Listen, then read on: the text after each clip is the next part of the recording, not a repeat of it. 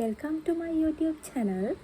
අද අපි මේ වීඩියෝ එකෙන් කතා කරන්නේ ගැහැණු ළමයෙක් විදියට අපි හිතන්න ඕනේ කොහොමද කියලා. ඉතින් ගැහැණු ළමයෙක් විදියට එහෙම නැත්නම් කාන්තාවක් විදියට අපි අපේ ජීවිතයේ දෙස බලන්න ඕනේ විදිහ මුලින් ඉඳලම අපි වෙනස් කරගන්න ඕනේ. එහෙම නැත්නම් ඉස්සරහදී අපිට එන බාධක, කම්කටොළු, අභියෝග ගොඩාරියක් තියෙනවා. ඉතින් ඒකින්ද ගැහැණු ළමයෙක් වුණාම මුලින්ම අපි කොහොමද ජීවත් වෙන්නේ කියන එක අපි තීරණය කරන්න ඕනේ. ඒක තව කෙනෙක්ට තීරණය කරන්න බාර දෙන්නේ නැතුව ඒක අපි තීරණය කරන්න පුරුදු වෙන්න ඕනේ. එතකොට ගැහැණු ළමයෙක්ට වටිනම දෙයක් තමයි ස්වාධීනත්වය සහ Tamanටම කියලා අනන්‍යතාවයක් ගොඩනගා ගන්න එක. එතකොට ඒ මත එයාගේ පෞරුෂත්වය වර්ධනය වීම සිද්ධ වෙනවා. එයා කොහොමද ඉස්සරහට එන අභියෝග වලට මුහුණ දෙන්නේ කියන දේ ඒ මත තීරණය වීම සිද්ධ වෙනවා. ඉතින් ගැහැණු ළමයෙක් වුණාම මම නම් කියන විදිහට එයා හොඳට ඉගෙන ගන්න ඕනේ. එතකොට එයාගේ බුද්ධි මට්ටම හොඳ ලෙවල් එකක තියෙන්න ඕනේ. එයාට ජීවිතේ ඉස්සරහට එන අභියෝග නිසියාකාරව ජය ගන්න. ඒ වගේම අධ්‍යාපනය කියන දේ අපිට කොතෙන්දි කොයි මොහොතේ අවශ්‍ය වෙන දෙයක්ද කියලා අපිට කියන්න බෑ. පොදුවේ ගත්තාම අධ්‍යාපනය කියන දේ අපි කරන කියන හැම ක්‍රියාවක් මතම තියෙනවා. අපි මොන හරි දෙයක් ඉගෙනගෙන තිබුණොත් ඒක අදට වැඩිය අපිට හෙටට ප්‍රයෝජනවත් වෙන්න පුළුවන්. ඒක ප්‍රයෝජනවත් වෙන වෙලාව අපිට මේ දැන් හෙට අනිද්දාට කියලා තීරණය කරන්න බෑ. ඉතින් ඒ හින්දා ඒ ගමනට යනකොට ගැහැණු ළමයින්ට ගොඩාක් අභියෝග සිත් රිදවා ගැනීම වගේ දේවල් ගොඩාක් එනවා. ඉතින් ඒවට මූණ දෙන්න අනිවාර්යයෙන්ම ගැහැණු ළමයින්ට ලොකු ශක්තියක් තියෙන්න ඕනේ. ඉතින් ඇත්තම කිව්වොත් ගැහැණු ළමයෙක් අනිවාර්යෙන් හිතන්න ඕනේ මම කාගේ හරි යැපෙන්නේ නෙමෙයි කියන තැන. ආන් ඒ තැන හිතලා වැඩ කරන්න එයාට පුළුවන් වෙනවා එයාගේ ජීවිතේ ලස්සනට හදාගන්න. ඒකට සමාජයේ තියෙන සම්ප්‍රදාය අනුව ඒ සම්ප්‍රදාය මත ගොඩනැගිච්ච මතයන් ASCII වුණත් අර ගැහැණු ළමයෙක්ට ස්මාර්ට් නැගී සිටින්න අධ්‍යාපනය කියන දේ Taman තුල තියෙන පෞරුෂත්වය ගොඩාක් බලපානවා. ඉතින් සාමාන්‍යයෙන් ගැහැණු ළමෙක් ගත්තාම ඉපදුන්න දවසේ ඉඳලා අම්මා තාත්තට ඕන විදිහට ජීවත් වෙනවා. කසාද බැඳපුවාම එයාගේ සැමියාට ඕන විදිහට ජීවත් වෙනවා. ඉතින් ඔහොම රාමුවක් නේ තියෙන්නේ. ඉතින් ඒ රාමුව ASCII ගත්තාම ගැහැණු ළමයි කියන්නේ උපන්දා ඉඳලම කාගේ හරි වුමනාවකට ජීවත් වෙන කෙනෙක්. එතකොට ඒ රාමුවෙන් ඈත් වෙලා තමන්ව හොයාගෙන යන්න පටන් ගත්තොත් අන්නේ ගැහැණු ළමයාට ලොකු ලස්සන අනාගතයක් තියෙනවා. ඉතින් මම ඔයාලට කියන්නේ මගේ ජීවිතේ ලොකු හැලහැප්පිලි තිබුණා. එතකොට ඇත්තටම මගේ ජීවිතේ ලොකුම මොටිවේෂන් එක තමයි මගේ ළඟම හිටපු අය. ඒ කියන්නේ මගේ පවුලේ අය, මගේ නෑදෑයෝ, එහෙම නැත්නම් සාමාන්‍යයෙන් එදිනෙදා අපි වැඩිපුරම අපේ ජීවිතේ හම්බෙන අය කියලා හිතන්නකෝ. අන්න එයාලා තමයි මගේ ජීවිතේ මොටිවේෂන් එක. සමහර තැන්වල. ඉතින් ඒක එහෙම වෙලා තියෙන්නේ අපි ළඟම ඉන්න අය තමයි අපිට හැම වෙලාවෙම අපි ඉස්සරහට අඩියක් තියනකොට අපිව පස්සට අදින්නේ. ඉතින් එහෙම පිරිසක් ASCII හිටපු කෙනෙක් තමයි මම. ඒක මම කිසිම වෙලාවක කියන්න බය වෙන්නේ නැහැ. මොකද මට වගේම මේ අත්දැකීම ගොඩාක් ගැහැණු ළමයින්ට ඇති. මොන හරි දෙයක් කරන්න ගිහපුවාම ඉගෙන ගන්න දෙයක් කියලා හිතන්නකෝ. ඒ තැනට ගිහපුවාම නෑ ඒක ඔයාට ගැලපෙන්නේ නෑ. ඔයා ගැහැණු ළමයි, ඔයා ඉන්න ඕනේ මෙහෙමයි. අන්න එහෙම සමාජ පසුබිමක් තමයි තියෙන්නේ.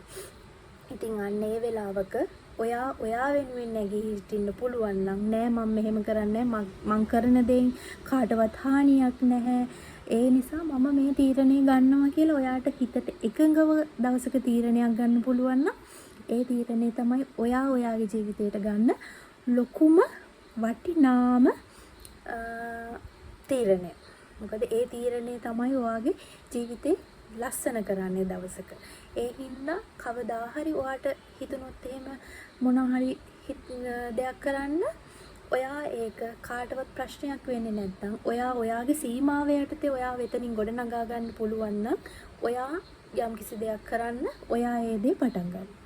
ඒකට ගෑල් ළමෙක් ගත්තාම යාට ඉගෙන ගන්න කෙනෙක් වෙන්න පුළුවන්. දැන් උපාධියක් තියෙන්න පුළුවන්. හැබැයි උපාධිය ගත්ත පමණින් විවාහ වුණ පමණින් ඒ ගෑල් ළමයාගේ ජීවිතේ එතනින් නවතින්නේ නැහැ. ඉතින් එයාට එයා ආස දේවල් කරන්න, එයාගේ ජීවිතේ ගොඩ නගා ගන්න ජීවිත කාලෙම ඉගෙන ගන්න වෙනවා. මොනවා හරිම දෙයක් ඉගෙන ගන්න වෙනවා. සාමාන්‍යයෙන් නිකන් හිතන්න අපි උපාධියක් කරලා යම්කිසි තැනක හිටියත් අපිට එදිනෙදා ජීවිතේදී තව ඉගෙන ගන්න වෙන දේවල් නැද්ද? තියෙනවනේ. නිකන් හිතන්න උයන පිහන දෙයකට ගියත් අපි හැමදාම කන පරිප්පුව හැමදාම මේ විදිහට කාලා හරියන්නේ නැහැ නේ. ඒකත් කාලයක් කනකොට එපා වෙනවා. ඒතකොට අපි අලුත් රසයකට හදන්න පොඩ්ඩක් හොයලා බලනවා. එතන තියෙන්නේ ඉගෙන ගන්න දේ. ඒ හින්දා ගැහැණු ළමයිගේ ජීවිතය ගත්තාම ගොඩාක් ඉගෙන ගන්න දේවල් තියෙනවා. ඉතින් මම කියන්නේ හැමෝම උපාධියක් කරන්න ඕනේ, හැමෝම ඩිග්‍රී පිට ඩිග්‍රී ගහන්න ඕනේ එහෙම කියන්නේ නැහැ. හැබැයි හැමෝම මොනවා හරිම දෙයක් ඉගෙන ගන්න ඕනේ. Tamante කියලා හොඳ ආර්ථික මට්ටමක්, ඒ වගේම හොඳ බුද්ධි මට්ටමක්, මානසික ස්වාධීනත්වයක් අපි ගොඩ නගා ගන්න ඕනේ. එතකොට කිසි ප්‍රශ්නයක් නැහැ, ජීවිතේ ලස්සනට ඉස්සරහට අරගෙන යන්න පුළුවන්. ඉතින් අනුන්ගේ තීරණ මත, අනුන්ගේ මිනුම් දඬු මත ජීවත් වෙන්න එපා. අනිත් අය ගැන හිතලා ලොකුවට තීරණ ගන්න එපා. Tamanට හොඳයි කියලා හිතනවා නම් ඒ දේ කරන්න දෙපාරක් හිතන්න එපා. මොකද උදාහරණයකට ගත්තොත් නිකන් හිතන්න ඔයාලා ගමක ජීවත් වෙනවා නම් ගමේ තියෙන කොස් ගෙඩිය පොලොස් ගෙඩිය කඩලා ඔයාට බයිට් එකක් හදන්න බලන්න කියලා. ඔයා ගෙදරට එන අයටත් එක්ක ඒක රස කරලා කන්න හදලා දෙනවා. හැබැයි අහල පහල මිනිස්සු, පවුලේ මිනිස්සු හැමෝම ඇවිල්ලා ඒක කාලා හරි රසයි කියලා යනවා. හැබැයි ඔයා හෙට මොකද කරන්නේ? ඔයා ඒක ඔයාට හොඳට හදන්න පුළුවන් නිසා ඔයා ඒක වැඩිපුර නිෂ්පාදනය කරලා කඩවලට දාන්න පොඩිවට ව්‍යාපාරයක් විදිහට පටන් ගන්නවා. ඒ තැනදී ඔයාට අර කලින් කිව්ව හොඳ කියයිද ඔය කට්ටිය? කවදාකවත් එහෙම කියන්නේ නැහැ. එක්කෝ කියනවා ඕක කළා හරියනවද? ගැහැණු ළමෙක් වුණාම ඔය කොස්පොලොස් බයිට් විකුණලා හරියනවද? මේ ඔයිට වැඩිය කරන්න දේවල් තියෙනව නේද? ලැජ්ජ නැද්ද? ඔය වගේ දේවල් තමයි කියන්නේ. හැබැයි ඔයා ඒක නිකන් එයාලට හදලා දෙනවා නම් කන්න කිසි ප්‍රශ්නයක් නැහැ. එයාලා හදලා කනවා. හැබැයි පහුවදාට ඔයා ගිහිල්ලා එයාලගේ වත්තක නිකන් කුණු වෙලා යන කොස් ගෙඩියක් කඩාගෙන ඔයාගේ ওই නිෂ්පාදනය ඔයා එළියට දාන්න try කරොත් ඒකට එයාලා විරුද්ධ වෙනවා. ඉතින් එහෙම සමාජයක් තියෙනවා. ඉතින් ඒකයි මම කියන්නේ සමාජයට ඕන විදිහට ජීවත් වෙන්න එපා. අනුන්ගේ මිනුම් දඬු වලින් ඔයාගේ ජීවිතේ ගොඩනගා ගන්න try කරන්නම එපා. එතකොට ජීවිතේ ඕනි තරම් බිඳ වැටීම්, හැලහැප්පිලි හැමෝටම එනවා. ඉතින් මම කියන්නේ ඒව ඔක්කොම මේ පැත්තකින් තියලා ඔයා වෙන්න. ඔයා ගැහැණු ළමෙක්ට කොච්චර ලස්සන රූපයක් තිබුණත් වැඩක් නැහැ. එයාටම කියලා අනන්‍යතාවයක්, එයාටම කියලා පෞරුෂත්වයක් නැත්තම් අධ්‍යාපන මට්ටම ඉහළටම තියෙන්න ඕනේ. ඉතින් ඒ දේවල් ඔයා තුලින් ගොඩනගා ගන්න. එතකොට ඔයාට පුළුවන් ඇත්තටම ස්මාර්ට් ගර්ල් කෙනෙක් වෙන්න. එතකොට ඔයාට හොඳ දේ හොඳයි කියන්නත්, නරක දේ නරකයි කියලා ප්‍රතික්ෂේප කරන්නත් ඒ හරහා අයිතියක් හම්බෙනවා. ඒක ඔයා තුලින්ම ඔටෝම ගොඩ නැගෙනවා. ඒ හින්දා මම නම් කියන්නේ අර ගැහැණු ළමෙක් විදිහට හිතන්න ඕනේ. අර සමාජයේ අර කොටුවක් ඇතුලේ ජීවත් වෙන කෙනෙක් විදිහට නෙමෙයි. Tamante කියලා ශක්තිමත්, Tamante කියලා වටිනාකමක් Tamanම ගොඩනගා ගත්ත ඕනෙම අභියෝගයකට මුහුණ දෙන්න පුළුවන් හැකියාව තියෙන කෙනෙක් විදිහට තමයි ගැහැණු ළමයි ඉන්න ඕනේ. ඉතින් ඒ විදිහට හිතනකොට ඔයාටම ආදරය කරන්න හිතෙයි. අද ඔයාට මම මේ කියන දේ ඔයාට චූටි හරි වැදගත් වීමක් වෙයි කියලා මම හිතනවා. මොකද මගේ ජීවිත කතාව මම ඔයාලට ඉස්සරහට වීඩියෝ එකකින් අරගෙන එන්නම්. එතෙන්දි ඔයාලට හිතෙයි මම මේ දැන් කිව්ව කතාව ගොඩක් ඇත්ත නේද? ගැහැණු ළමයෙක්ට කොච්චර ජීවිතේ බාධක එනවද?